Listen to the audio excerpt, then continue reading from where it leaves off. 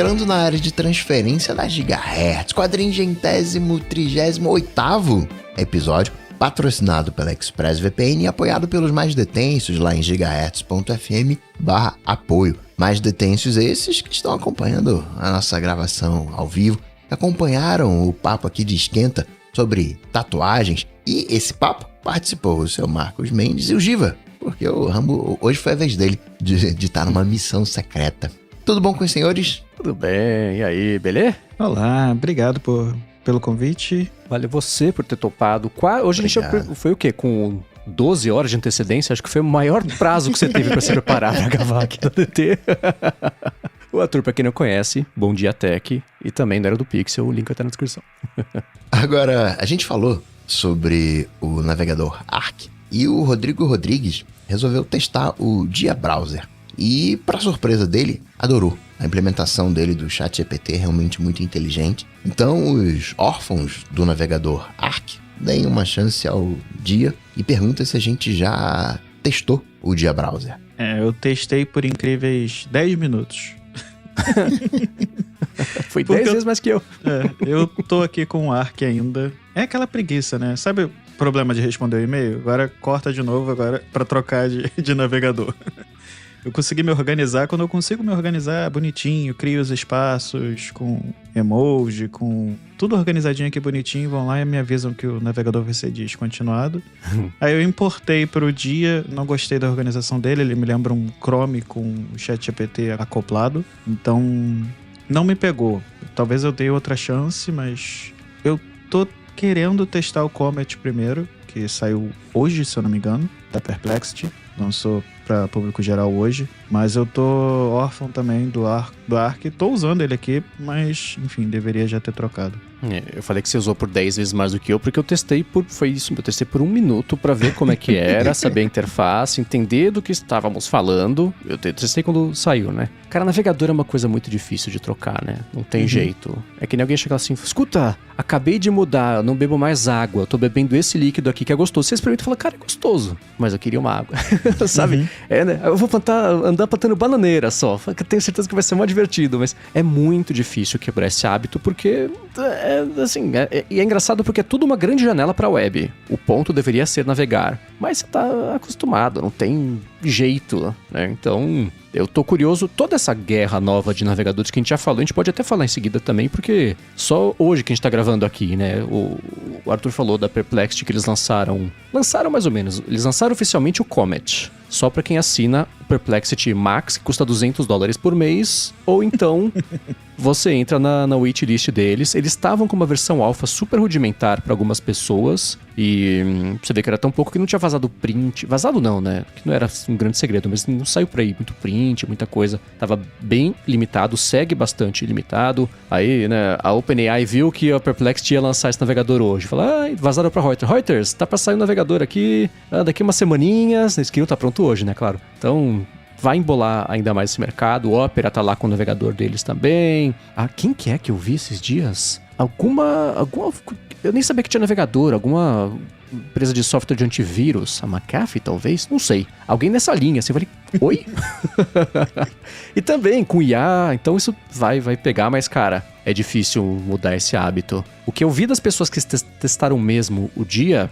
E não estão bravas porque eles desistiram, né? Fizeram... O Arthur talvez esteja sentindo isso, né? Investiram no Arc, todo mundo comprou a ideia. Falaram, então, gente, não vai ter dinheiro aqui, a gente tá pulando fora, a gente vai... Tchau, hein? E fizeram um novo, né? Qualquer notícia que tem sobre o Dia, vários comentários. Eu testar esse negócio, eu não, né? Me deixaram aqui na mão, no Arc, eu não quero nem saber, eles vão mudar de novo. É tipo o Google, né? Que só cria produto pra matar. Você sentiu um pouco disso ou a resistência, talvez, pra trocar de novo de navegador não é por causa disso? Os dois, com certeza. Me deu... Porque a desculpa dele, uma das desculpas do CEO, alguém, um porta-voz da empresa, falou que o Arc era muito difícil de usar. E eu sou totalmente da outra linha, assim. Pra mim, é super simples, tá tudo tão bonitinho, organizado aqui. Eu tô olhando aqui meus espaços organizados e tal. Eu falei, cara, como é que pode? Não é difícil. Então abre o código do Arc pra galera, enfim... junta com o Chromium, qualquer coisa, é possível. O desenvolvedor é criativo. Então, eu sou a favor, libera pra todo mundo, porque não tô afim de ter que reaprender a usar o navegador. O problema é que daqui a pouco sai o HTML6 e aí não funciona mais. E acho que ele tem algumas facilidades legais, como eu falei, né? Os espaços, pra mim, funcionaram muito bem. Melhor do que o do Safari, por exemplo. O do Safari eu acho meio engessado, porque ele abre toda uma instância nova de navegador. E aí eu tenho que logar tudo de novo, enfim, eu não curti muito. E a divisão de tela, você tem como colocar lado a lado, ou na vertical ou na horizontal. E eu uso muito isso pro podcast, então... Por isso que eu falei, tá no meu dia a dia. E eu sinto falta disso. E, enfim... Tinha algumas coisas legais também, como umas brincadeirinhas, quando fica reproduzindo música, ele fica saindo um ícone de som, tem coisas assim, mas, enfim, resolveram só acabar com o projeto ao invés de abrir pra comunidade. Ainda tem chance, né, mas... O Pocket, né, tem um mês que ele falou que vai morrer. Uhum. E eu tô de boa, como se não houvesse amanhã. Acho que ele falou que ia parar no dia 8 e tal. Eu tô continuando, tô usando aqui. Já tem uma alternativa, né? Já sei pra onde eu vou, mas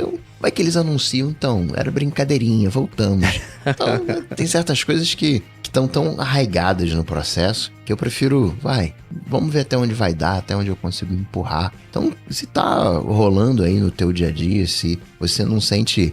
Eu descobri que tinha uma extensão que estava abandonada, que estava... Aquelas extensões de Safari para manipular cookies, enfim. Ela estava abandonada assim, 1 ano sem atualização e ela estava dando um problema na verificação do Cloudflare. Eu falei, caramba, né? Era muito boa, mas ficou abandonada. Agora tá me atrapalhando. Então, sai. Agora, né? Funcionando. Eu até agora não fui afetado. Aquela sincronia em nuvem eu não uso, nada disso, mas é questão de segurança, né? Acho que esse é o meu maior medo. É engraçado você falar que você não notou o problema que muita gente notou, que é a confusão, não sei o que lá. Pra mim foi isso. Ele é um navegador, eles usam em inglês o termo opinionated, né? Ele tem uma visão muito... Quer dizer, não era muito clara. Eles têm uma visão diferente, que eles querem fazer uma coisa diferente do que é hoje, porque ao invés de ser só um navegador, igual a todos os outros, você diferencia repensando o que significa navegação na web. E eu sempre falo isso na hora de trabalho, né? Você abre um app, das duas uma. Ou ele vai encaixar na sua cabeça, ou não. Às vezes você mexe um pouquinho, acostuma e aí vai, mas a impressão que eu tive do Arc é que ele fazia tanta força pra não ficar no caminho, que ele ficava no caminho. Tava tudo... assim, eu vou mal comparar. Imagina, agora as abas ficam embaixo do computador. Se você quiser abrir uma aba nova, você vai em computador embaixo, você pega, você traz de novo a aba, aí você vai abrir, só que a outra veio parar aqui, assim. Ele ficava o tempo inteiro no caminho, entendeu? Então pra mim não funcionou por isso. Pra mim funciona tão bem como é o esquema de navegação hoje no Safari. Eu uso o Chrome uma vez por semana. Na verdade, para uma tarefa, para gravar podcasts. Então é na fonte, no área de trabalho, na área de transferência, no IA sob controle. E só. Então, o meu contato é sempre ou dentro do StreamYard ou eu não tenho muito além disso, né? Então, no Safari, pra mim, funciona muito bem. Já é um design um pouquinho minimalista. No beta tava meio confuso, mas melhorou um pouquinho. E só, né? Já tá fora do caminho o suficiente. 90% da tela é o que eu quero ver. E abrir mão de ganhar esses 10% a mais, mas ter esse atrito pra navegação que tinha que ser uma coisa... Tem que ser transparente, assim, se você percebe que você tá usando, acho que já tá errado, né? Que tem que ser mais direto do que isso. Aí pra mim não funcionou, não. Mas é engraçado ver que depende muito de cada pessoa, né? Pra você entrou e falou, cara, é isso, encaixou e foi, né? Pra mim eu tava usando os pés pra navegar, era muito estranho. Acho que eu levei 1 semana pra me adaptar. Acho que o mais difícil era entender que a barra de navegação era igual ao Spotlight, né? Que eu clico aqui Command N e ele abre uma barrinha no meio e é isso. Mas, assim, hoje quando eu abro um navegador convencional eu falo, caramba, tá tudo errado. Não funciona pra mim. Parece velho ou parece errado? Eu acho que é um pouco dos dois. Tá. Porque eu fui tentar, por exemplo, esse dia, que é a versão que vai substituir o Arc, em teoria, né? E eu me senti no lugar errado. Parecia que eu tava abrindo um Chrome. Eu falei, cara, pra abrir o Chrome, eu prefiro abrir o próprio Chrome. Enfim, não faz sentido pra mim. Talvez seja a organização aqui na lateral, que eu consigo ver tudo bonitinho aqui, eu bato o olho, eu já vejo o que eu quero abrir ou não. Enfim, tudo isso foi me afastando. Mas eu tenho que tentar de novo, não adianta, não tem muito pra onde fugir agora, né? Sim. Mas eu tô adiando, tô igual Coca com o Pocket. E dentro das funções do dia, que eles começaram a implementar navegação assistida por IA, tinha uma outra função, do dia, não, do Arc. Então, dentro do Arc, que eles começaram a colocar um pouquinho de IA, até concluírem que não era nada disso, tinha que ser um navegador mais padrão, só que incorporando IA. Mas dentro do Arc, você usa essas funções que eram inteligentes ou não colou? Eu usei no iPhone. Usei no iPhone por muito tempo, mas quando eles anunciaram que ia descontinuar, eu voltei a usar o Safari no iPhone. E aí, no iPhone mesmo eu só tenho usado o Safari, mas no Mac eu não uso nada de IA do Arc. Só para abrir o ChatGPT de vez em quando, mas é que o app é tão bom, né, do ChatGPT que eu até esqueço que ele tem no navegador. Mas não uso essas coisas inteligentes, não. Eu ia te perguntar, então, assim, quais são as funções que colam no dia a dia, né? Porque a gente tá vendo muito todos esses navegadores falarem, vai ser navegador com IA.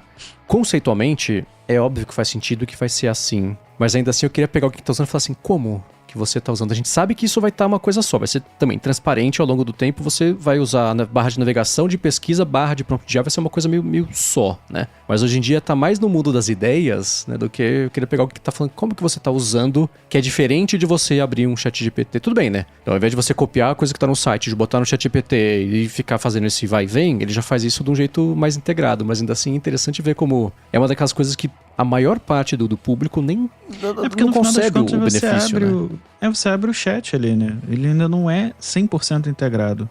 Foi o que me incomodou com o dia, que ele fica um chatzinho aqui do lado, você tem que conversar com ele ali enquanto você tá navegando. Então, assim, ainda não encaixou esse fluxo pra mim.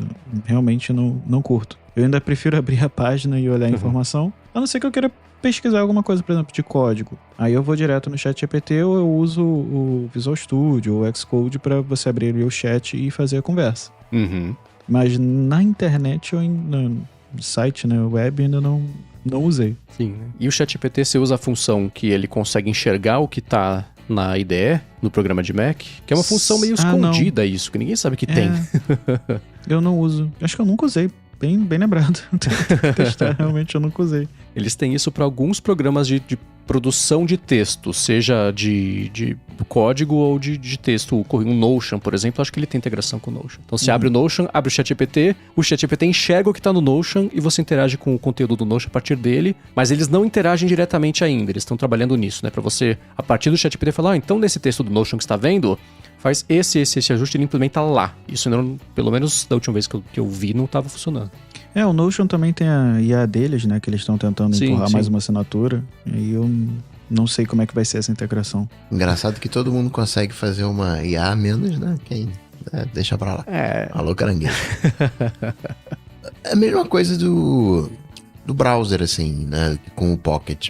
Vai migrar? Vai, mas como é que vai ser isso, né? Tem aquela coisa de você arranjar um software que vai encaixar no teu jeito de funcionar. Só que, no final das contas, né, você tava falando, não, vai chegar um momento em que a barra de endereço vai ser pesquisável, você vai colocar lá o termo de pesquisa, vai colocar o prompt, vai tudo meio que se fundir. Só que a galera abre o Google pra entrar www.site.com.br. Então, no final das contas, tem um pouco do uso que a galera vai fazer. Né? Se a gente pegar o site puro do ChatGPT, ou do Perplexity também, eles são meio Google, né? Tem uma barra ali no meio pra você. E não sei o que vai acontecer ali, né?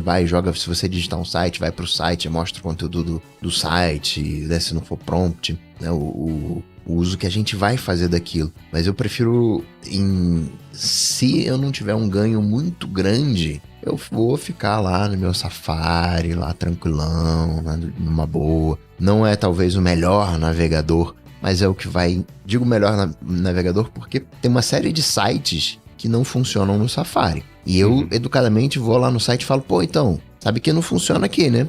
Eu sei, mas, né, é Mac, né? Ou seja, se vira aí. Tá bom. Aí, né, pego aquelas extensões que alteram o CSS, coloco lá a versão corrigida e funciona. Então eu tenho muita muito ajuste em site em função disso. Então eu sei que para as coisas que eu acesso não é o melhor navegador. Provavelmente eu vou ter esses mesmos problemas com esses, digamos assim, browsers novos. Porque a galera testa ali com Firefox, Chrome, tá funcionando. Então, né, ficaria no mesmo problema. Então, fico ali, dou o meu jeitinho, faço as coisas, tenho as minhas extensões. Quando for realmente eu olhar, caramba, esse aqui, eu tenho um ganho grande. Aí eu vou, migro, mas prefiro ter a sincronização. Sei que pesquiso alguma coisa aqui no Mac, fecho a tampa do Mac, pego o iPhone, eu posso continuar no iPhone da onde eu parei. Esse tipo de integração pra mim me ganha. Eu gosto disso. Eu tô querendo testar alguns navegadores da Opera, né? Eles lançaram pelo menos 2 ou 3. Eu parei em 2, se não me engano. Mas eu acho que tava pra lançar um terceiro. Mas eu tava querendo testar um deles que tem inclusive uma organização parecida, que é na lateral ao invés de ser na parte de cima, que lembra um pouco o Arc. Eu tava pra testar, mas eu sinto que vou acabar voltando pro Safari justamente por causa da integração com o iPhone. Que é a única coisa assim que eu olho e falo, cara, tá, isso aqui eu sinto falta. Mas... E aí, alô União Europeia, né? Mas alô Antitrust. Eu acho que eu vou acabar...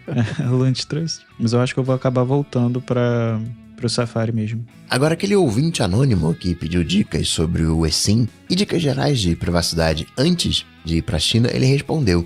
Ele estava andando no shopping e ouviu a mensagem, né, ouviu o podcast e tá lá na China, contratou um eSIM antes de sair do Brasil, conseguiu renovar lá na China. Nesse caso ele usa os dados de Hong Kong. Usar os dados de Hong Kong ou VPN é interessante, porque qualquer coisa de Google ou Meta lá é bloqueado. Sem isso, não dá para acessar, né, o Gmail, não dá para acessar o WhatsApp, tradutor do Google, e algumas VPNs não funcionam lá. Assim que o Wi-Fi recebe a informação que tem uma VPN tentando se conectar, finaliza a conexão. Tentou NordVPN, não conseguiu conectar, Wi-Fi derrubado. E complementando, a retransmissão privada não funciona também, de forma que não é compatível na China continental. Agora, ele lembrou da proteção avançada de dados e não estava ativado, né? Porque o iCloud Pro Windows isso não funciona. Aparentemente dá para ativar lá na China. Quando ele voltar pro hotel no Wi-Fi, ele disse que vai tentar.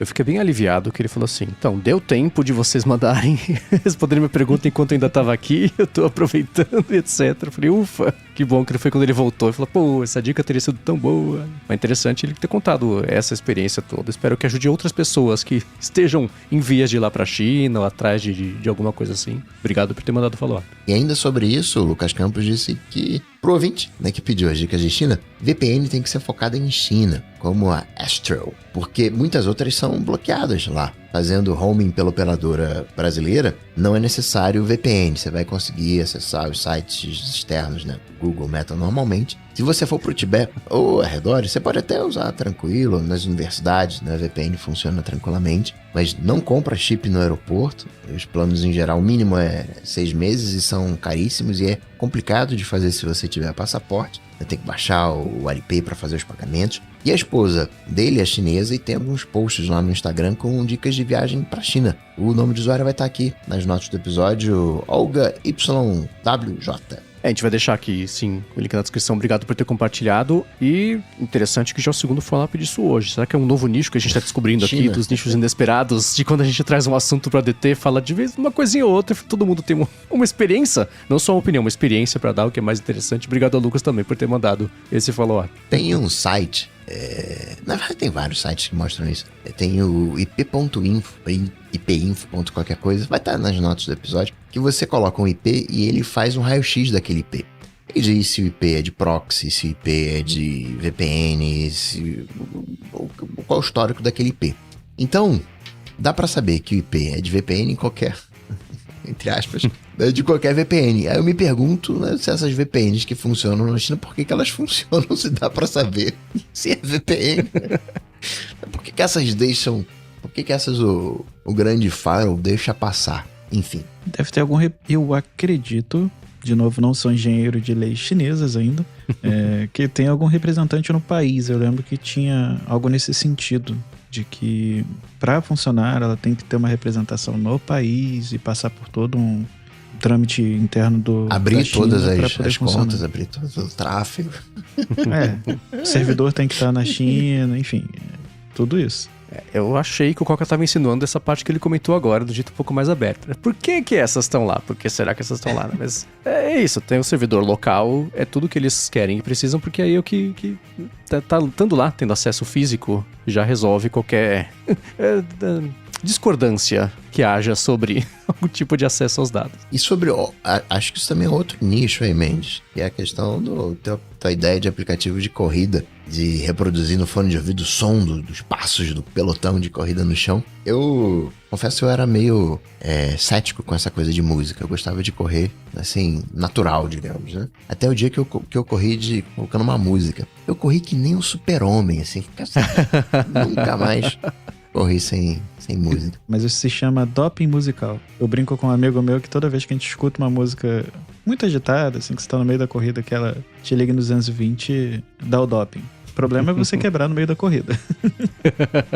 A minha sorte é que eu entro naquele fluxo, né? Que é quando você cansa e depois você entra em fluxo. Eu canso muito rápido, então pra mim já é mais tranquilo. E o Vitor Moura fala, né? Marcos, peguei a sua ideia de aplicativo de corrida e fiz um POC, Proof of Concept. Não é um aplicativo, é um PWA, com várias limitações, até porque ele é um analista de qualidade, não é um desenvolvedor, mas fez ele 100% no Vibe Code, né, com a ajuda do Cloud, sem muito compromisso, só para validar a ideia. Também é da corrida e acho que a ideia poderia sim ajudar a manter o ritmo. Manda um abraço para todos nós que fazemos companhia para ele durante as corridas de sábado. Os links do aplicativo vão estar aqui nas notas do episódio. Cara, eu tô adorando. Eu acho muito legal esse tipo de coisa quando acontece de uma forma espontânea, porque o Vitor ele mandou isso. O Luiz Amorim mandou pra mim, ele até mandou no Threads um videozinho do app, de um conceito que ele tá fazendo também funcionando. Isso junto do Marcos Ferreira, que eu tô devendo pra ele. E mesma coisa do Gordo Geek, eu tô devendo pra ele uma resposta que ele pediu umas especificações de como ele teria pensado como é que poderia ser o aplicativo. Eu vou mandar. Só não mandei ainda, vamos ver se eu botando o compromisso público aqui, eu crio vergonha na cara e acho 15 minutos pra poder escrever bonitinho. E tá sendo muito legal ver isso. Eu espero que o fato de uma pessoa estar desenvolvendo não faça com que as outras se sintam desmotivadas. Vamos todo mundo fazer. Olha que bacana, vai ter opções, né? Cada uma é legal ainda mais pra você pegar uma ideia e ver como é que ela vai se manifestar de acordo com como cada pessoa interpreta isso. Muito bacana esse do Luiz. Eu vou deixar aqui na descrição também o link que ele mandou com a captura de tela aqui. Esse do Vitor Moura também. Obrigado também por ter feito. Bem bacana os links. E a gente tá dando a sorte aqui hoje do Arthur, que também corre, poder hoje contribuir com a discussão, não só ouvindo, né? Que eu tenho certeza que se você ouviu os episódios passados sobre isso e queria contribuir com alguma coisa, diga lá. Como eu falei, eu também gosto de correr com música, não sou da vibe sem ouvir música nenhuma, né? Mas a ideia é boa, acho que eu vou pegar esse link ali, esse último link e testar pra ver se funciona comigo. Inclusive eu tenho 21 km esse final de semana. Eita! Então acho que é um bom teste. Vou dar uma outra coisa para você testar também, Giba. Você falou de doping musical. Dizem que o nosso gosto musical só vai até os 17 anos. As músicas que a gente ouve depois dos 17 anos, a gente não gosta tanto quanto as músicas de 17 anos, porque nesse momento a gente está formando as nossas emoções. Então essas músicas até os 17 anos, elas vão estar imbuídas de emoções que nenhuma outra música depois dos 17 anos vão conseguir ter essa mistura. E aí, aplicando esse conceito de doping, as melhores músicas para produtividade são as músicas que você ouviu na adolescência, não aquelas músicas bad vibe lá, né, que estava lá, mas aquelas músicas alto astral que você ouvia na adolescência. Depois faz o teste de se os estudiosos estão certos ou errados. Eu vou pegar uma playlist dos anos de 90 ali, ó, entregando a idade, dos anos de 2000 e fazer uns testes, mas eu gosto muito de correr com as músicas mais recentes, assim. Eu tenho ouvido muito J-pop, podem me julgar, por favor, mas muito K-pop e J-pop e tem funcionado, viu? Funciona nas corridas. Isso dos anos formativos, 100% verdade, vale pra música, vale pra filme, vale pra lugar, né? É muito... Eu não, assim, depois dos anos formativos, quando você passa por experiências que também têm impacto em você, a coisa cola do mesmo jeito, né? Mas é o que pega dos anos formativos. É engraçado que o que eu escutava mesmo assim de metal dos anos formativos é raríssimo eu escutar hoje em dia, mas quando toca, remete na hora a alguma situação de coisa assim, né? Pra mim, o que eu notei na corrida, eu raramente corro com música. Eu corro ouvindo podcast e é engraçado que quando eu tava correndo sem ouvir podcast, por algum motivo, tinha terminado a fila, não tinha nada novo pra ouvir, meu tempo era pior. Então eu não sei se por estar ouvindo eu tô distraído e corro mais rápido do que se eu tô só em silêncio e pensando na vida e na corrida, eu acabo correndo mais devagar. Isso eu notei, eu achei bem engraçado, porque eu achei que eu fosse manter o passo, não fiz nada de diferente, a corrida, a intensidade, o esforço percebido, tudo igual. Mas foi perceptivelmente diferente o tempo. Mas eu nunca fiz o experimento, que era esse do aplicativo, no fim das contas, né? Que seria do som me dar a deixa da passada. E se eu pudesse ajustar isso, né? Primeiro quilômetro tanto, o segundo acelera um pouquinho, o terceiro, né? Um planejamento um pouco maior para treino mesmo, mais do que para corrida. Já fica a dica aí para todo mundo que estiver desenvolvendo o aplicativo. Mas eu nunca fiz esse teste dele ser, né?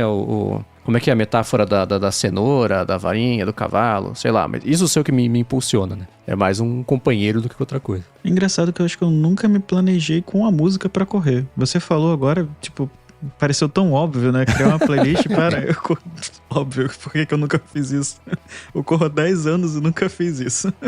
Eu vou te dizer um motivo, Giva, pra você não fazer isso. Porque eu crio as minhas playlists. E eu avanço a música, eu mesmo escolho, eu mesmo...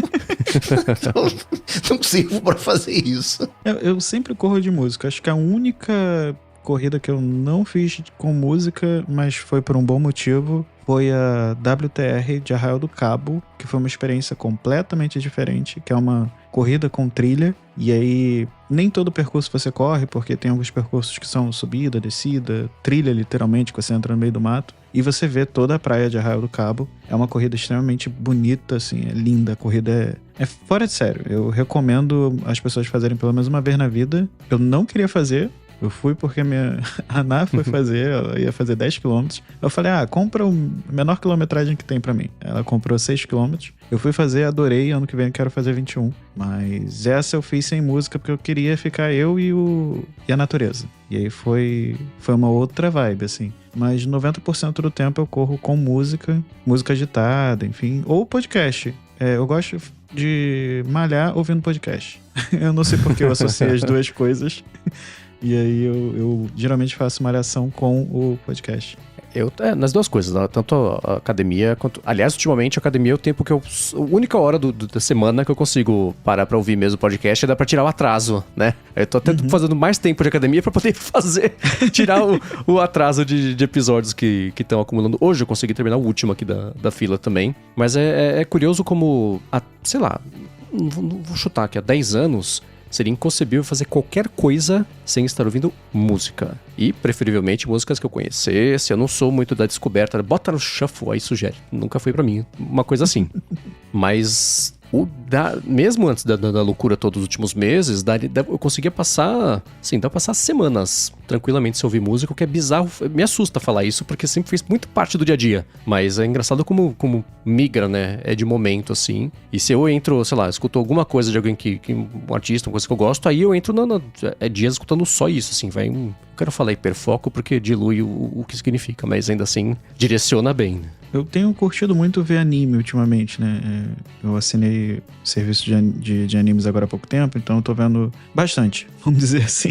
E aí eu gosto muito das aberturas, tem umas aberturas fantásticas, assim. Eu gosto de pegar essas músicas e eu criei uma playlist só de aberturas de animes. E aí essas músicas costumam ser mais agitadas e tem funcionado bastante no meu dia a dia, a não ser quando eu quero focar muito. Por exemplo, quando eu tô trabalhando, eu gosto de ouvir de vez em quando lo-fi. Então eu coloco alguns canais no YouTube de lo-fi que fica ali de música de fundo, né?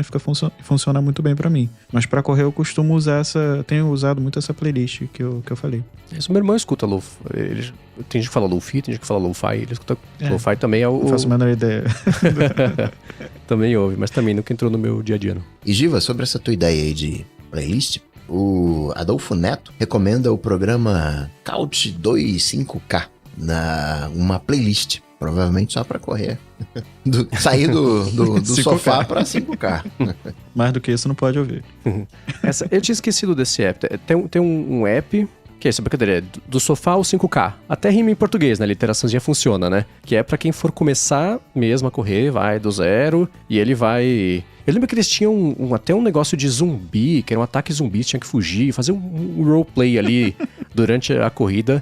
Talvez a playlist que ele mandou seja isso também, né? Que tem o app e tem as playlists também. Obrigado, que eu tinha esquecido completamente da existência desse. É uma excelente dica pra quem tava a fim de sair do zero do sofá e chegar nos primeiros 5K. E sobre o impacto ambiental do uso das IAs, a Ana Silva disse que acompanha o podcast faz tempo, mas foi bem desanimador ouvir os comentários negacionistas sobre os impactos ambientais da IA e sobre o papel da academia no mercado. Faltou profundidade e cuidado. Se o tema vai ser discutido, o mínimo seria trazer, nem que futuramente, alguém que realmente entenda, alguém com vivência acadêmica sólida e atuação no mercado. Do jeito que foi, soou mais como uma câmara de eco do que uma conversa aberta. Ela imagina que esse feedback vai direto pro limbo, mas ainda assim achou importante escrever e manda abraços. Eu fiz esses comentários, esses dois, né? Então vou falar primeiro. Primeiro de tudo, Ana, desculpa. As minhas palavras fizeram você se sentir desanimada, fizeram você perceber como falta de profundidade e cuidado. Então essa é a primeira coisa, desculpa. E pode mandar sim, e se sinta confortável para mandar em mais detalhes, né? Faltou profundidade aonde, como, mais dados. No caso específico da IA, eu sempre tenho várias coisas na minha cabeça, né? E às vezes eu tento cavar a falta ali para ver se sai dali um assunto. E se eu fosse contar uma história, seriam 3 pontos que eu ia abordar, que eu ia tocar. Que é, primeiro, dar uma perspectiva do consumo, especificamente do consumo de água da IA, e a estimativa acadêmica, inclusive, que se tinha disso, era meio litro por um prompt. Por um textinho ali de 100 palavras, você tinha um gasto de meio litro. E eu não gosto de comparar as coisas, né? Se a gente tá falando de uma coisa, tem que falar de uma coisa. Mas a comparação, ela dá perspectiva. E quando a gente fala meio litro d'água para fazer um prompt, isso é muito ou é pouco? E a comparação que me vem à cabeça, isso é puramente pessoal, né? A minha comparação, aí já entra no meu universo, que é comparar com o mais próximo que a gente tem. E eu vejo muito o ChatGPT similar ao Google. E o Google, ele consome meio mililitro para cada consulta. Não é a mesma coisa, não é a mesma proporção, são diferentes, mas é o jeito que eu vejo. Então, quando você tem algo com 5 mililitros e outra coisa com 500 mililitros, 1000 vezes mais, meio litro e meio mililitro, 1000 vezes, é uma escala muito grande. Então, não dá pra gente trocar, né? Arranca o Google e coloca o ChatGPT no lugar. Esse é um ponto de autoconsumo, dando a perspectiva do que é esse autoconsumo. E eu acredito que eu falei, né, citei, enumerei 2 ressalvas, que é a questão de ser média e a questão do valor total, que é sempre gigantesco. E tem várias outras análises também, várias outras ressalvas dentro dessa conta que eu concordo, faltou profundidade e cuidado.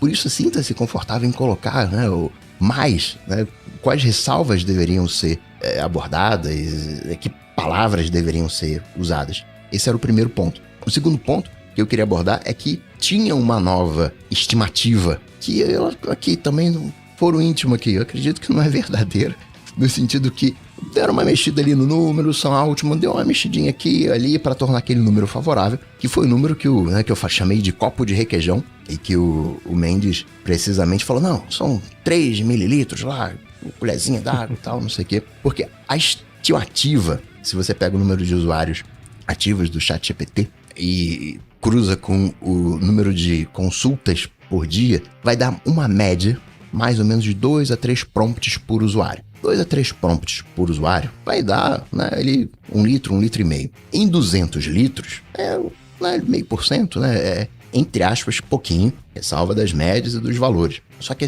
quando você fala de ChatGPT, é o problema da média. Tem gente que usa muito pouco, tem gente que usa mais, tem gente que fala que um bom número para se usar seriam 10 consultas. Eu gosto de usar, já usei 100, mas revi esse número e atualmente estou usando 50. Então, é a conta que eu faço, né? Que eu pego os 3 mililitros do Mendes, multiplico por 50 para chegar num copo de requeijão. E um copo de requeijão, né, para um usuário hard de água, claro que você não vai tirar os 2 litros de água que você consome por dia, tira aqui 250 ml. Mas é viável de você recuperar isso de alguma maneira. Pô, não dá pra tirar água do feijão, não dá pra tirar água do arroz, mas o chuveiro ali, né, fecha ali, sei lá, né, não sei qual é a vazão do chuveiro, mas 30 segundinhos, é possível que você faça algum tipo de reparação pra ficar no 0 a 0. Agora, 25 litros, não dá pra você fazer isso, né? Vou ficar sem tomar banho um dia, né? Banho dia sim, dia não, assim, né? É a tal da escala, para dar uma perspectiva no processo. E quando você, de novo, compara com o Google, a gente tá falando de uma escala de 6 vezes, se for realmente esse número. Então, pô, já dá para trocar. Claro que tem imagem, tem várias ressalvas dentro do processo, só que agora o ChatGPT, ele tá bem mais próximo do Google. Então, eu não passou essa ideia de negacionismo, mas pelo contrário, foi para dar perspectiva. Talvez fosse até fake news, porque eu tô me baseando lá de repente, no Sam Altman. Esse é um ponto. E era um comentário marginal, algo que virou, né, um assunto, mas não era um assunto propriamente tal. Eu concordo, faltou profundidade e cuidado. Que igual faltou profundidade e cuidado quando falei que quem sabe faz, quem não sabe ensina. É óbvio que os acadêmicos sabem. Eles é que criam os elementos que a galera do mercado vai usar. Mas é aquilo, existem os exageros, né? Eles acabam se encontrando em algum lugar. E tem várias maneiras de dizer a mesma coisa. Talvez eu fosse mais feliz se falasse o seguinte, naquele comentário. Os gênios, ou pessoas de altas habilidades, têm dificuldades executivas, têm deficiências executivas, e vai cair no mesmo problema. Então, sim, os caras, eles estudam muito, sabem muito, mas né, tem algumas questões que precisa de uma, né, como o Mendes fala, da galera executiva para extrair isso deles. Então, Ana, mais uma vez, perdão. Eu concordo com muito do que você disse. Eu tive um probleminha com a parte do negacionista, porque aí fica tão reducionista quanto aparentemente foi a nossa impressão, o jeito que a gente se expressou, né? Eu não lembrava de ter feito nenhum comentário a respeito de fazendo pouco caso da parte da academia, mesmo porque, primeiro, né, o tudo vem da academia, basicamente, depois vira parte comercial, e especialmente quem escuta o IA Sob Controle sabe que a gente recebe um monte de gente da academia, e que são as conversas mais bacanas, tanto a academia aqui do Brasil, o pessoal do Unicamp, pessoal de fora também. A gente conversou com o Rafael Love faz um tempo, que é de Stanford, conversou aqui também com o pessoal da Unicamp, mas também, a última intenção que a gente tem aqui no podcast é, né, fazer o pessoal se sentir mal, triste, bravo, frustrado quando tá escutando, então desculpa. E a gente fala que ela falou que esperava que fosse cair no limbo. O que eu sempre falo, né? Concorda? Discorda? Desde que a educação manda, foi exatamente o que aconteceu, até claro que a gente ia trazer aqui. Eu fui atrás também de mais dados, o que tá acontecendo, etc, etc. É difícil porque entre um estudo ser concebido, ser feito, ser pré-publicado, ser aprovado por pares, ser publicado de verdade, ele foi feito em cima do GPT 3,5. Ele tá no GPT 4012 hoje, então é difícil, é um alvo muito móvel. A boa notícia é que para inferência, ou seja, na hora de usar, você faz a pergunta, ele pensa, entre aspas, responde. Esse pensamento, o custo energético está caindo. A má notícia é que ele faz cálculos mais complicados e usa mais tokens para dar resposta mais simples. Então ele consome menos energia, mas ele pensa mais. Fica meio elas por elas, né? Eu encontrei algo... Eu vou deixar aqui na descrição alguns estudos sobre também a quantificação. E assim, né? Eu sempre falo que a gente consegue... Dá pra dobrar número pra como a gente quiser, dá pra ter aquela campanha antiga da Folha, dá pra mentir falando muitas verdades, né? Depende do ponto de vista que você tem, você massageia a premissa pra chegar no resultado e defender o seu, né? Os estudos que eu encontrei, todos eles engraçados, eles faziam uma análise em cima de 8 prompts, né? O Sam Altman falou, né? Você, né? Pergunta média, ele conversa média com o ChatGPT, gasta 0,3 ml, não é nem 1 ml. Pega 1 ml, divide por 3, é isso que é menos que uma... Google. Então... E tinha essa conversa, enquanto o Google gasta tanto, os GPTs gastam 30, 40 vezes mais isso. Já não é mais assim. Agora, quanto que é? Dificílimo medir. Essa do Sam Altman, ele dobrou os números como fica melhor pra ele. Super, super, super conservador. Vou falar assim que foi a estimativa dele. Outras estimativas vão de um range de 10 a 50 ml a cada sessão, que geralmente são 8... classificam como 8 prompts. Pergunta, responde, vê, clarifica, esclarece, né? 8 prompts. Isso são de 10 a 50 ml. Já é bastante, né? Se você pensar que você saiu de 0.3 para 50, vocês que são inteligentes aí, tem calculadora na cabeça, vocês façam a conta para falar quantas vezes são mais isso, né? Ainda assim, aí dá pra falar o quê, né? Vamos falar o advogado do diabo agora? Sempre o cafezinho. Se você não tomar um café por dia, você fica milionário. Mesma coisa, né? Quanto vai no café? 150 ml?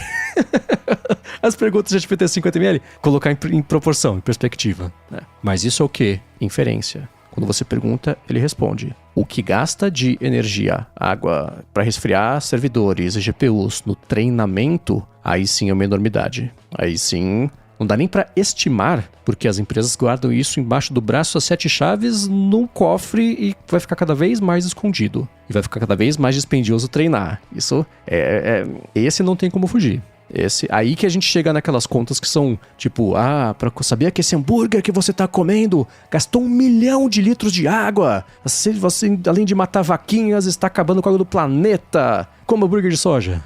Então, é difícil falar sobre isso do jeito mais objetivo, porque sempre vai ter um ponto que dá pra você pegar e puxar e chegar em números absurdos e pra desqualificar a pessoa. Aí bate no que eu falei. Aí eu discordo do negacionista. A impressão que eu tenho é que é a pessoa que é de propósito ignorante a respeito do assunto e com essa ignorância ela embate os dados e a razão. Não é o que a gente tenta fazer aqui. E ela, como escuta muito tempo podcast, sabe muito bem disso. Então esse foi o único ponto que eu falei, isso eu discordo. Não discordo, óbvio, do que ela sentiu ao ouvir a gente, e isso eu peço desculpas, não zero a intenção de fazer isso. E também, se ela tiver outros dados, se tiver outros estudos, manda, a gente debate, a gente coloca aqui na descrição, que isso enriquece qualquer conversa que a gente possa ter aqui, da mais simples até as mais complicadas e espinhosas e os vesperos todos. E obrigado, Ana, por ter ajudado a gente a aprofundar, mas espero que a gente tenha aprofundado um pouco mais a discussão. É bom lembrar também que todas essas empresas estão correndo atrás de fontes energéticas porque a energia é um problema, né? Não à toa, a Microsoft há pouco tempo queria reativar uma usina elétrica só para ela.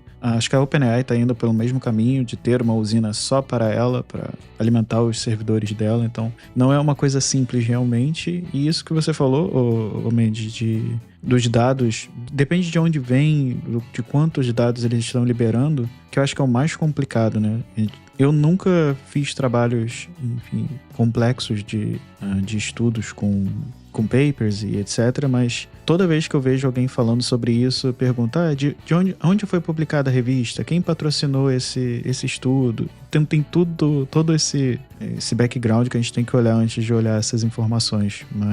E aí quando vem do Sam Altman, é óbvio que ele vai falar algo pró-IA, pró-OpenAI. Então, é muito difícil ter acesso a essas informações e vai ficar cada vez mais difícil. E aconteceu, talvez, o maior ataque hacker às instituições financeiras, mas antes, tirar um minuto aqui do episódio para agradecer a ExpressVPN que está patrocinando nesse episódio do ADT. A ExpressVPN oferece 2 grandes vantagens, que são uma conexão segura para você navegar e a possibilidade de você usar a internet como se estivesse em qualquer país do mundo. A privacidade, todo mundo já sabe. Quando você se conecta, especialmente a um Wi-Fi público, geralmente os seus dados são o preço da conexão. Com a ExpressVPN você protege a sua conexão e você passa a usar o seu dispositivo, seja computador, seja celular, tablet, Apple TV ou até mesmo um aparelho de TV, com tudo criptografado, como se você estivesse numa espécie de modo anônimo permanente. Isso quer dizer que ninguém consegue rastrear a sua atividade e nem olhar para os dados trafegados. Já a parte de você poder se conectar como se você estivesse em qualquer lugar do mundo é ótima, porque você pode acessar o catálogo da Netflix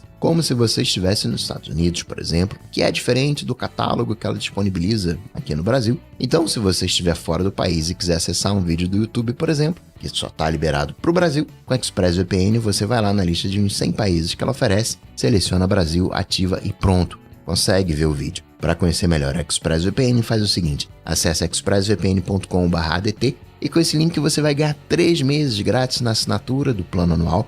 Você tem 30 dias para testar também.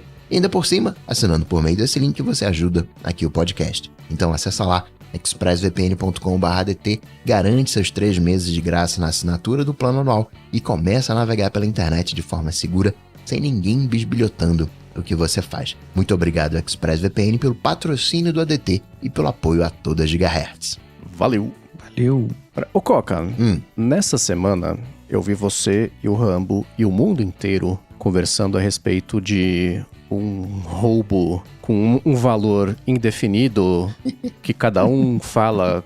Eu sei que todos os valores têm muitos zeros. E era o assunto que eu sabia que eu ia poder fazer aqui o papel de ouvinte do ADT, que eu saberia que você especificamente teria conhecimento a respeito. O Rambo também, é uma pena ele não tá aqui hoje pra poder falar sobre isso, que eu tenho certeza que ele quer também discutir e falar. Eu vi que ele tava se informando sobre o que rolou. O que eu vi foi um vídeo do Fantástico falando um pouquinho a respeito disso, que pipocou no meu Instagram. Eu não sei o quanto o Arthur tá inteirado também sobre a parte técnica, mas eu tô introduzindo aqui esse assunto só pra ter minha voz desse comecinho, pra eu poder calar a boca e ouvir, entender o que aconteceu. O que rolou com esse... Foi um roubo, o maior roubo da história, não sei quanto isso é um superlativo exagero, ou quanto pode ser verdade. Tudo bem que o real não vale nada, né? História mundial, em dólar, fica bem baratinho esse roubo, mas ainda assim, o que rolou? Primeiro começou dizendo que foi ataque ao Banco Central, né? Parece até coisa de filme, né? Ataque ao Banco Central e... Primeiro, dizer, o Pix é seguro, né? Teve gente comparando, não, mas tem ali as urnas, né? E coisas completamente diferentes. O sistema bancário, ele é muito... ele tem uma coisa muito forte de confiança. É confiança. Essa comunicação feita entre os bancos e o Banco Central é uma rede fechada, você não consegue acessar. Eu não chego lá, eu consigo falar com o meu banco. Para eu chegar até, que foi o caso, né? Até a API do Pix, não, isso é uma rede fechada, não tem como você acessar. Ou quer dizer, provavelmente tem algum jeito, tem alguma hackeragem, mas não foi o caso, né? Os bancos são extremamente seguros por um simples motivo. Eles são atacados a todo instante. Duas coisas que são muito seguras. As exchanges e os bancos. Por quê? Porque eles são atacados a todo instante. No caso das exchanges, é talvez até pior do que um banco no Brasil, porque é ataque do mundo inteiro em cima das exchanges. Então elas são extremamente seguras. E tem gente que fala, não, lavagem de dinheiro, é possível fazer? É possível fazer, como você faz também comprando arte, como você faz também com advogado. Lavagem de dinheiro tem várias maneiras. E eu chamo a atenção disso porque só descobriram o ataque por causa da exchange, né? A exchange ligou a SmartPay, se não me engano. É que tem várias... Não tem um histórico ainda bem definido, tá em investigação, aquela coisa toda. Mas a exchange pegou e ligou lá pro Banco Central, ou Banco Central. Nem foi pro Banco Central, né? Foi, na verdade, para uma das instituições, a BMP, tá rolando isso aqui, né? É isso mesmo aqui? Então, foi na outra... Não foi o sistema bancário que avisou. Foi a exchange. Aí você pensa assim, então os bancos não são seguros. Os bancos, eles são seguros, até o Rambo estava falando disso, você vai fazer um Pix, você tem N confirmações que você vai fazer. Mas essa é a confirmação do banco. Você tem o sistema de pagamentos instantâneos dentro do sistema de pagamento brasileiro, né, o SPI, dentro do SBP, que esse sistema é onde estão as nossas contas. E você tem um outro sistema, que é das contas interbancárias, né, que é, por exemplo, quando você compra um pacote de turismo lá nos Estados Unidos, você vai ali na sua agência, ali na esquina, eu quero um pacote lá no hotel. Quem paga essas diárias lá nos Estados Unidos não é você aqui. Você não paga para a empresa ali da esquina e ela manda o dinheiro lá pro hotel. Quem paga isso é a parceira dessa operadora de turismo lá nos Estados Unidos. Eles fazem um bem bolado. Eu vou fechando aqui uns pacotes aí nos Estados Unidos e você vai pagando. E você vai fechando aí uns pacotes pro Brasil e eu vou pagando aqui. Então os dinheiros, eles ficam nos países até que chega no momento que eles precisam acertar as contas, que é exatamente o que os bancos fazem, né? Tem aquelas câmeras de compensação, não sai um malote de dinheiro.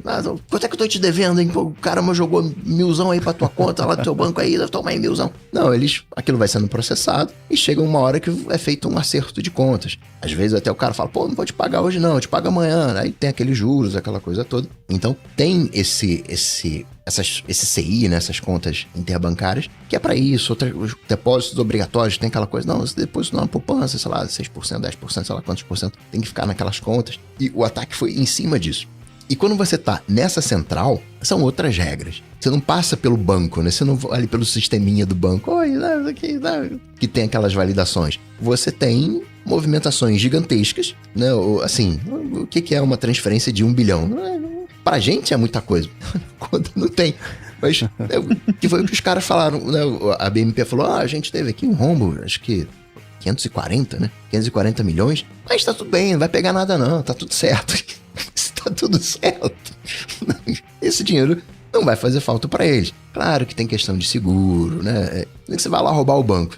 Para aquilo pro banco não é nada, né? É que nem, entre aspas, quando, né, muito mal comparando, quando alguém rouba o nosso carro e a gente tem seguro. Vai, cara, leva, né? Tudo, ali, entre aspas, preocupação zero. É mais ou menos, né, essa proporção com o banco. Então não foi um sistema, um ataque ao Pix, não foi um ataque ao Banco Central, né? Foi, né, pelo que você sabe, prenderam um suspeito, que não, a conta não fecha, porque é um ataque de 1 bilhão, supostamente, e pagaram 15 mil pro cara. Pagaram 5 mil pela senha, né, pra acessar o sistema, e depois pagaram 10 mil pra ele fazer um sistema, pra ele executar alguns comandos. Abriu uma brecha, se eu não me engano, né, no sistema e deu acesso para o pessoal, mas 15 mil reais tem alguma coisa muito errada. Né? Tem uma desproporção.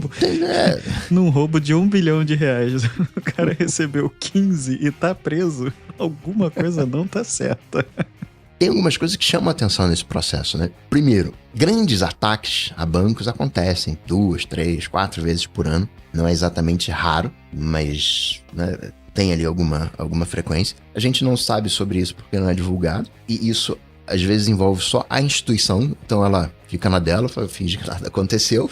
Não vou pagar de inseguro aqui. Não, fecha a brecha e tal, fica ali. Então a gente não sabe. E esse dinheiro fica circulando dentro do próprio, digamos, sistema financeiro. Então, né, fica ali monitorando para onde foi, vê ali, né, os comportamentos, mas é muito difícil, não é que é difícil de rastrear, porque é o Banco Central, o juiz lá dá o mandato, né, quebra o sigilo de todo mundo que está envolvido. Mas quando você faz um Pix errado, você não pega aquele dinheiro de volta. Você tem mecanismos de devolução de Pix, que inclusive foi usado, mas se o dinheiro vai para um, vai para outro, você consegue resgatar o dinheiro se tiver saldo, mas se não tiver saldo, já te foi para terceiro e você não consegue. O Drex, ele pretende resolver isso, porque o dinheiro, ele meio que fica com uma digital, então vai, o dinheiro foi para lá, então volta e todos os envolvidos ali, né, vão ser prejudicados. Se comprou alguma coisa, vai ter que devolver o produto, enfim, sei lá.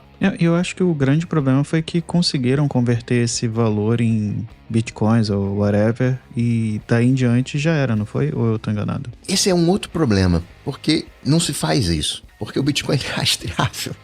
De alguma maneira era melhor deixar no sistema bancário do que jogar para Bitcoin, porque a impressão que a gente tem é que o Bitcoin é casa de ninguém, e não é assim, né? É tudo... Claro, você pode fazer uma troca ali, né, aquele... Né, direto com a pessoa, passa pra cá e tal, e aí você não vai ter rastro, mas jogar pra exchange não faz o menor sentido. Isso é totalmente rastreável. Assim, é uma ponta que não fecha, né? E um dos motivos... Não é por isso que todo CEO de coisa de Bitcoin tá preso.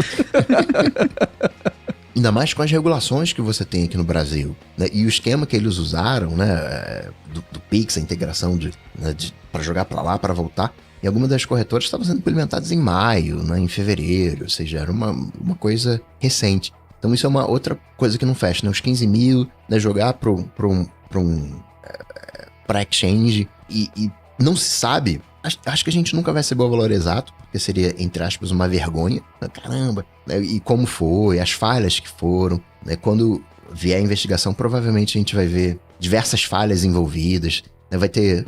Se tivesse feito isso aqui, não teria acontecido. Se tivesse feito aquele outro ali, não teria acontecido, né? Várias coisinhas. E também não pode muito divulgar isso nesse momento, porque tem que dar tempo para todo mundo ver se a casa está organizada, senão pode acontecer, né, outras falhas por esse mesmo caminho. Então tem alguma coisa de sigilo envolvido. Mas foi fevereiro ou março, né, que teve o pagamento dos 15 mil. Então a gente tem aí, sei lá, 3 meses, 4 meses. E não se sabe exatamente quais transações foram feitas. Precisa voltar, né?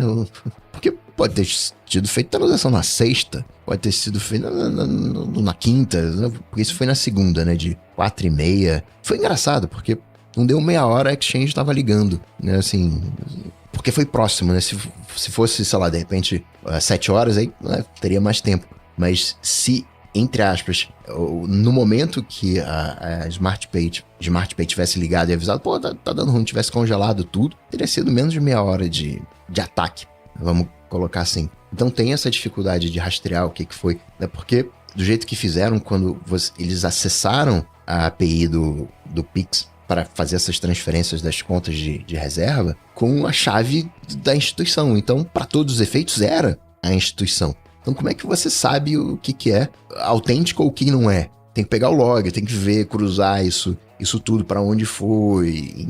Tem essas transferências, é normal ter essas transferências, essa movimentação de entrada e de saída, vai para o outro, vem para cá. Então, não é como se fosse uma grana estática lá no banco e o cara fez uma transferência de 1 milhão e caramba, eu notei. É complicado e são meses possivelmente de transferências que não se notou. Ou foram só essas mesmo, tipo ataque suicida. Não, vamos fazer isso aqui e vamos fazer o máximo. O que der, deu, né?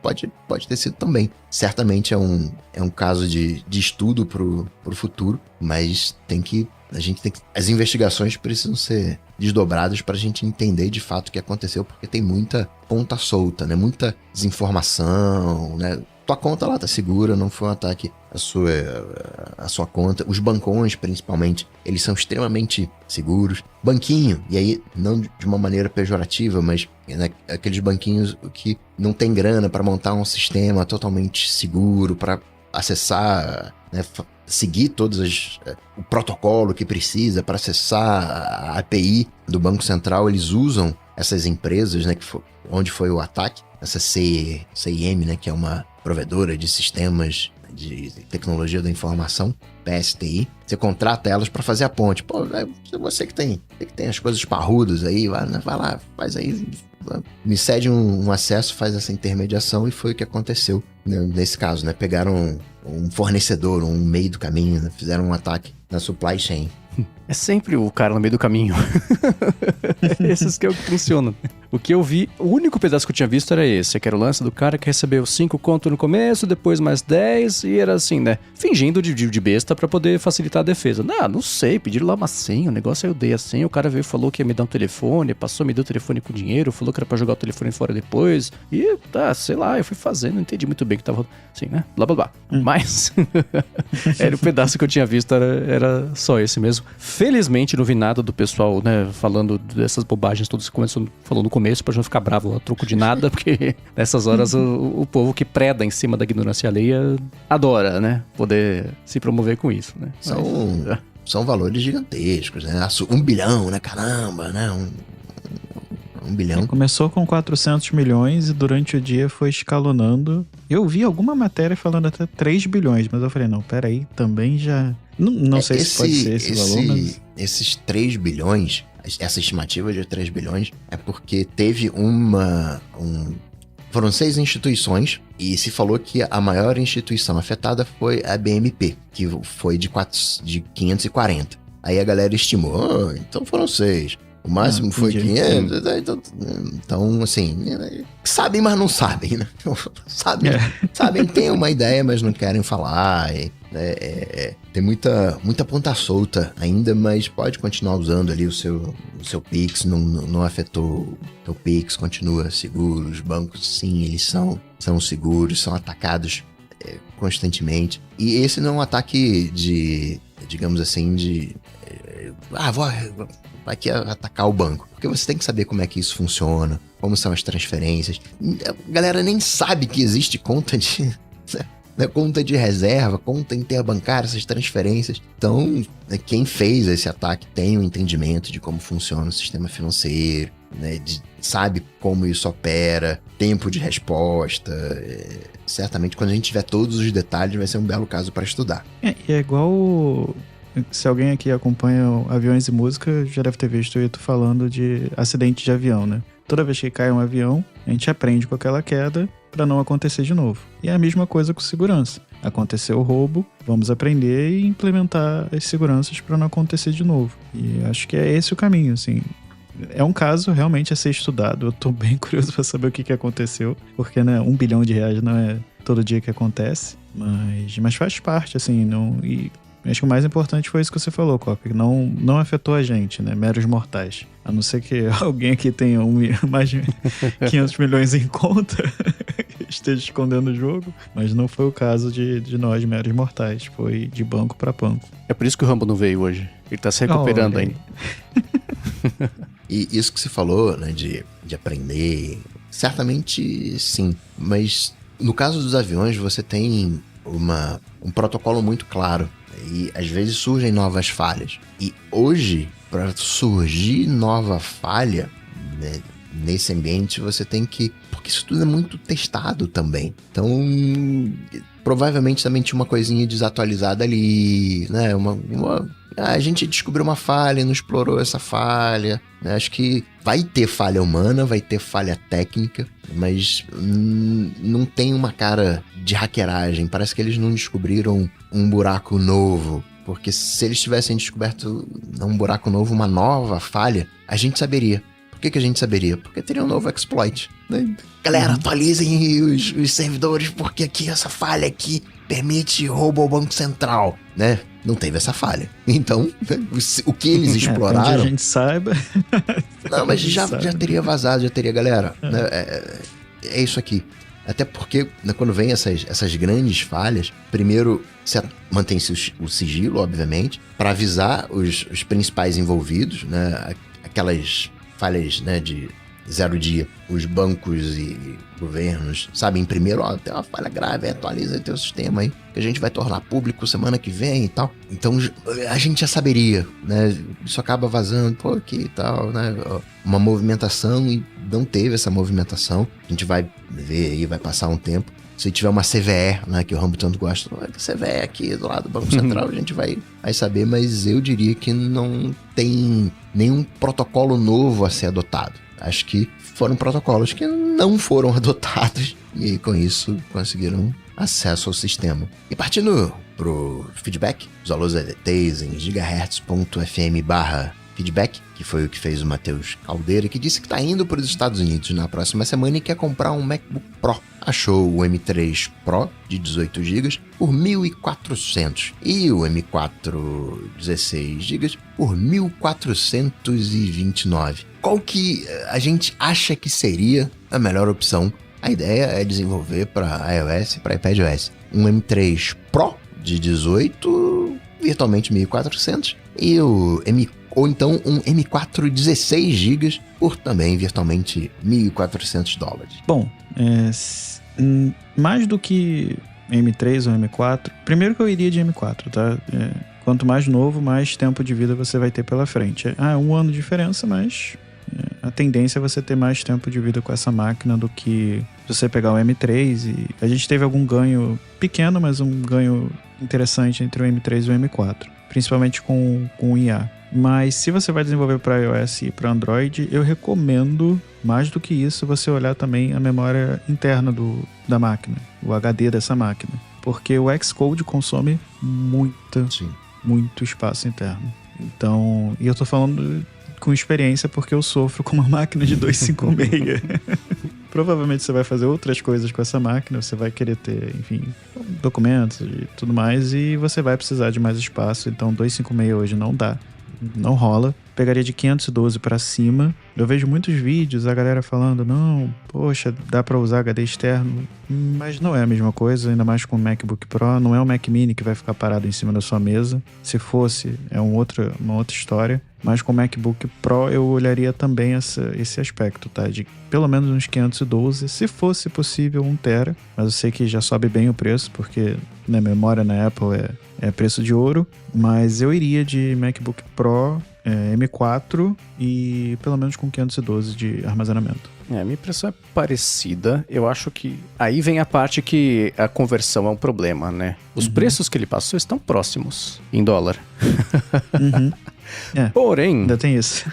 Se eu não sei qual era a máquina da qual ele está vindo, mas daqui a 3 anos, no fim das contas, correndo o risco de estar muito errado, mas eu acho que não vai ter feito diferença ele gastar esses $100 a mais para comprar a máquina mais parruda, mas se ele não comprar, vai fazer um pouco de... Vai ter começado a fazer diferença daqui a 5 anos, a parte de processamento, de memória, etc, você comprar o processador de 1 ano para trás, mesmo tendo um pouco menos de RAM. Então eu acho que eu investiria no processador, na máquina mais atual possível, já que a dúvida é essa, né? E parte daí, essa lógica ela é o tal do, como é que, o declive escorregadio, né? Que é assim que a Apple ganha. Ah, se eu botar mais $100, eu compro esse. Puxa, mas se eu botar mais 50 depois desses 100... Aí você pensa o quê? Você tá botando só 50 a mais. Não, já foram 150 que você tá gastando a mais. Mas puxa, o outro aqui, mais 200, eu vou dobrar, não sei. Aí pronto, né? Você já vendeu a casa pra comprar o computador. Mas ainda assim, partindo da premissa óbvia do... compra o melhor computador que você puder e que cabe na carteira, eu acho que dentre essas duas máquinas, considerando tanto especificação quanto preço, eu iria na mais atual. Que a diferença da memória RAM de 16 para 18, quer dizer, 18 para 16, eu não sei o quanto esses 2 GB iam desengargalar lá na frente versus ter comprado uma máquina de uma geração de um ano seguinte de chip, entendeu? A questão é que vocês estão comparando M3 Pro com M4. Vocês não estão comparando M3 com M4, nem M3 Pro com M4 Pro. E aí? Tem esse detalhe também, eu não tinha me atentado a isso. Mas eu não sei, eu iria de M4 ainda assim. Nesse caso, eu acho que eu ainda iria de M4. Mas assim, eu iria de M4 ainda assim, viu? Coca, qual que é a resposta certa, Coca? Então, eu vou refazer então o Coca me fez mudar de opinião. Pode ficar com a sua opinião, porque Pro. especificamente o ganho que a gente teve no M4 foi muito grande. Então a performance do tem esse M4 detalhe, né? é equivalente ao M3 Pro. Eu tava caçando o benchmark aqui, que eu sei que benchmark é só um bando de número de teste que não tem a ver com a vida real, mas eles eram próximos o suficiente pra ficar tranquilo com a resposta. Então, é porque comparar Pro com não Pro tem... Claro, tem que ver aí a GPU que você tá usando, né? Mas outra coisa é que você não tá pegando ao meu entender, um MacBook Air M4. Você tá pegando um MacBook Pro M4. E aí já dá uma mexida também, já são outros componentes. Então, dá uma olhada se tem alguma coisa especificamente no Pro que você gostaria, que você acha que é no chip M3 Pro que você gostaria, mas em termos de potência eles são iguais. Claro que o M4, né, ele vai ter uma sobrevida maior, porém a galera vai olhar e vai dizer, pô, isso aí é M4. A galera ainda tem esse preconceito do Pro, então talvez na venda ali tenha alguma questão que você precise argumentar, pô, mas aqui, né, o benchmark é igual ou qualquer coisa. Mas via de regra, se os preços são iguais, as máquinas, elas são iguais. Então, isso é igual, né? O que um vai ter mais ali de RAM, né, justifica ali do outro, o HD de um ali. Então, como o Giva bem falou, tem a questão do armazenamento, né, o busca pelo maior armazenamento, que vai fazer uma diferença na parte de desenvolvimento, mas em termos de potência é igual. Eu iria também hoje num M4, mas olharia as especificações ali para ver se tem alguma coisa entre não vou chamar o M3 Pro de verdade comparado com o M4, mas a tela é diferente. Você não tem, nos MacBook Pros M, você não tem a cobertura nanotexture, então faz essa comparação, mas potência por potência é bem igual. E tem um outro ponto também, que não querendo atrapalhar a sua compra, mas é bom olhar, que é a questão da RAM. Hoje o básico é 16 GB, então eu não sei se 16 GB daqui a 2-3 anos ainda vai ser bom o suficiente para desenvolvimento. Talvez, se você conseguisse esticar um pouquinho mais esse valor para pegar uma máquina com mais RAM e HD, vale a pena. Porque eu tenho minhas dúvidas quando a Apple troca para 16 GB e fala que 8 GB já não é mais suficiente, é porque o 16 GB já é o básico do básico. Então, será que daqui a 2 anos isso vai ser suficiente? Não vai? Então, vale a pena dar uma olhada nisso também, dependendo, é claro, do custo que você pretende ter com essa máquina, enfim. Eu mesmo fiquei com o meu Air aqui desenvolvendo por muito tempo com 8 GB, então é sofrido. Se você sair do desenvolvimento de iOS e esbarrar em Android, por exemplo, esquece, não vai conseguir. Com 8 GB e 16 já vai ficar bem difícil. E 512 já vai ser também apertado. Então, é aquele a mais que vai fazer essa máquina durar mais tempo na sua mão. Eu acho que agora a gente tá tendo um debate que ele tá tendo internamente há semanas. Porque eu vou dizer o seguinte, tá? Eu escuto muito o Rambo e o Boom falarem sobre gargalo de memória RAM na hora de desenvolver. Agora eu vou contradizer o que eu acabei de falar, tá? De dar a dica. Porque se você tá na dúvida entre duas máquinas cujo processador tem um desempenho meio parecido e a máquina do processador do ano antigo, que é o Pro, é $100 e acaba sendo mais barata, se você pegar esses $100 a mais que você ia gastar no computador mais atual e botar mais dinheiro ainda em cima, que eu sei que vai doer, mas comprar com mais memória RAM, talvez seja mais jogo do que... Porque aí é o seguinte, no longo prazo, a impressão que eu tenho é que uma memória RAM baixa é um gargalo maior do que o próprio processador, especialmente para desenvolver. Então, eu tô chegando à conclusão de forma coletiva aqui, na discussão, invista na opção que te der mais teto de memória RAM, que é isso que vai fazer falta, considerando a dúvida entre um M4 e um M3 Pro, tá? E o budget que ele tem, né, pra gastar. Aí que eu falei que eu ia doer. Exato. E aí, assim, talvez valha a pena você olhar outros equipamentos. O Mac Mini hoje, por exemplo, talvez você consiga esticar um pouco mais dentro desse valor, né, de $1.400 ali, talvez você consiga uma máquina um pouco melhor, um M4, né, que hoje o básico já na loja é o M4, com mais memória e mais armazenamento interno. É claro que você precisa de todos os periféricos externos, mas é uma coisa que você consegue ir melhorando com o tempo. Talvez se você já tenha um monitor, já te resolve 90% do problema. Então, talvez valha a pena. E até o Douglas aqui falou no chat, né, que hoje o básico é 1 TB e 24 GB de RAM. E, assim, é difícil falar isso, mas eu tenho sentido cada vez mais que esse é um bom começo para quem quer desenvolver. Infelizmente, o Xcode ocupa muito espaço. Se você quiser brincar com 2 Xcodes, vai precisar de muito espaço.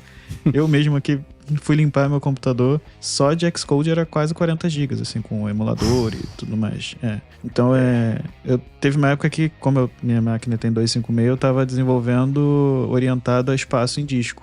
Eu desenvolvia apagando coisas do disco para conseguir rodar alguma coisa. E mesmo que você não abra um simulador, ele copia dados do iPhone para a máquina, ele baixa o SDK, né? Baixa o iOS, enfim, tudo isso que ele baixa, só o iOS 18, se eu não me engano, tava com 8.5 GB de espaço, né? Que ele ocupa 8.5 GB. Então, tem que levar tudo isso em consideração. A gente olha muitas vezes só pro processador e hoje a diferença, né, na Apple ali, entre o M3 e o M4 é pequena. Tudo bem, é maior agora, foi grande nessa versão, mas eu olharia esses outros aspectos também. Só para arrematar a, entre aspas, orientação da Apple, o teu uso do Mac do dia a dia é o Air. Se você vai trabalhar com uma ediçãozinha de vídeo 4K, ediçãozinha de fotos, é o MacBook Pro M4. Se você vai desenvolver, aí sim, um Pro. Se você for também fazer edição de vídeo mais complicada, né, 8K ou coisa assim, o Pro. E se você for trabalhar com 3D, coisas absurdas, o Max. E por fim, o Thiago tem uma curiosidade genuína. Ele quer saber quais devices a gente tem, né? E quais os modelos. Eu tô perguntando agora uma curiosidade genuína em cima da curiosidade dele. Ele quer saber quais que a gente tem ou quais que a gente usa. Tem talvez a lista seja grande demais. Seria complicado. Essa é uma excelente pergunta e esclarecimento, Coca. O que eu como a gente tá com mais de 2 horas de gravação do episódio, né? Que quem tem edição sem edição sabe. Eu vou falar o seguinte. O que eu uso é o MacBook Pro, 16 polegadas, M2 Pro, o processador, né? E tem um iPhone 13 Pro Max, velho de guerra aqui. Eu tava até conversando com a Bia essa semana e também falando com o Felipe. A gente tem falado sobre upgrades de hardware, né? Esse assunto sempre passa. E eu pensando hoje, se eu fosse fazer upgrade de alguma coisa, não seria do iPhone. Eu acho que eu cheguei naquela idade, naquele ponto da vida em que o telefone já tá meio suficiente, assim, né? Você é aquele velho que vai estar com o iPhone 13 Pro Max no ano 2060, mas o Mac vai estar atualizadão, bonitão. Então, O iPhone ele já entrou aqui numa... É capaz de comprar esse ano. Mas ainda assim, não é uma coisa que está fazendo falta. E de resto, os AirPods Pro geração mais atual e o Apple Watch série 8? 9? Eu tô na dúvida. Um dos dois. De principalzão é isso. Bom, eu recém peguei um iPhone 16E, fiz essa loucura. Vamos lá, vai. Eu tava com o 15, meio que pulei o 16, mas aí falei, vamos. Mas eu peguei aqui só pra ver algumas coisinhas ali, né, e passar pra frente. Mas, curiosamente, eu gostei, né, ele é menorzinho ali, meio fofinho, né, tem, pra mim, né, que só tiro foto, 1x e 2x, é uma câmera única, mas acaba tendo esse efeito porque ele recorta a foto. Então, pro meu uso, assim, não te falo que eu não senti diferença de nada, né? Talvez eu seja um usuário padrão e não saiba. Já o iPad é um iPad padrão, nem sei, 2022 mais ou menos, mas nem sei qual que é o iPad pra ser sincero, e o Mac é um M3 Pro. Boa. Eu tenho um MacBook Air de M1 256 com 8 GB de RAM. É um velhinho de guerra aqui que já tá pedindo socorro, como o pessoal aqui da gravação percebeu. Deveria já ter atualizado há algum tempo, mas ele já tá comigo há uns bons 2 anos e meio, quase 3. Mas faltou vergonha na cara. Eu tenho um iPhone 16 Pro, um AirPods, o AirPods Pro 2, é o mais recente, né? E o Apple Watch Series 8, talvez. Eu tenho a mesma dúvida que o Mendes agora. Eu fiquei na dúvida, mas eu acho que é o 8. Mas sem ser Apple, eu uso um tablet no meu dia a dia aqui de trabalho, o tablet fica aqui do meu lado, fico rodando vídeo no YouTube, música, enfim, tudo isso é um tablet Android, um Xiaomi Pad 5, se eu não me engano. E eu uso muito o meu fone, um headphone da Sony. Não vou saber o nome dele completo, é o XM5, tá? Esses nomes complexos da Sony eu realmente não vou lembrar. Parece o vulcão da Islândia lá. Eu acho que é W1000XM5, alguma coisa assim. Final XM5. Lançou o modelo mais recente agora há pouco tempo, mas eu tô usando esse. Me surpreendeu bastante.